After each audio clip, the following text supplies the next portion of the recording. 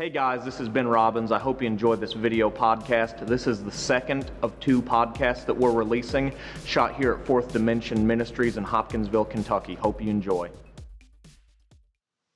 I want to propose to you that there's very little difference from anybody in here than the person down the street getting drunk tonight. I want to propose to you that there's very little difference from me than the drug addict living under the bridge homeless. There's very little difference. The one difference must be the presence of Jesus. It must be the identifying marker that when you go into your workplace, people understand that there's something different about you.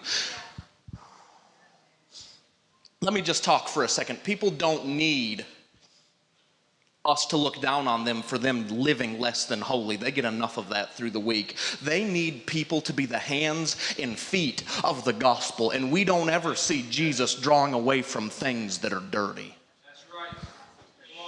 We don't ever see Jesus walking away from someone because their scars were too deep or their sin was too great. We don't ever see Jesus step away from an ugly situation. Rather, we see Jesus walk into the middle of the mess and get his hands dirty, get his hands all over some dirty sinners and say, let me pull you up out of this junk. What would change if we would begin to do this? Hear me. The message of the gospel is not let's get in holy circles and have more conferences. The message of the gospel is not let's have real good church where we have a praise break for a half hour at the end. The message of the gospel isn't in hermeneutics or homiletics. The message of the gospel is going into the deepest, darkest places and carrying something with you that can make a difference even in the darkest situation. The Lord said no man lights a lamp and hides it under a bushel, but he places it on a lampstand.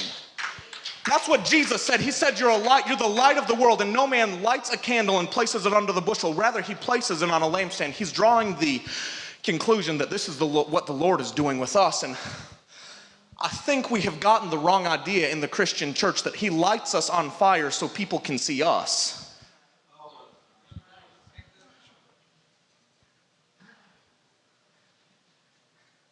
I think we've got the idea that he lights us on fire so everybody can see how talented we are. He doesn't light us so that they can see us. He lights us so they can see.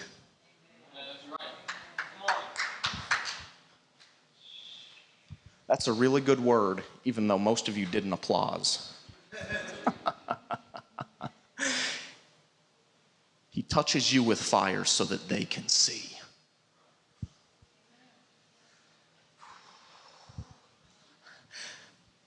Listen, and if you're truly on fire, they're not going to look at you for very long. They're going to look up a little higher and see, oh my goodness, see something so much more beautiful than anything they've seen on the earth before. My goodness, just take your gaze up a little higher. Quit looking at me, just up a little higher. There he is.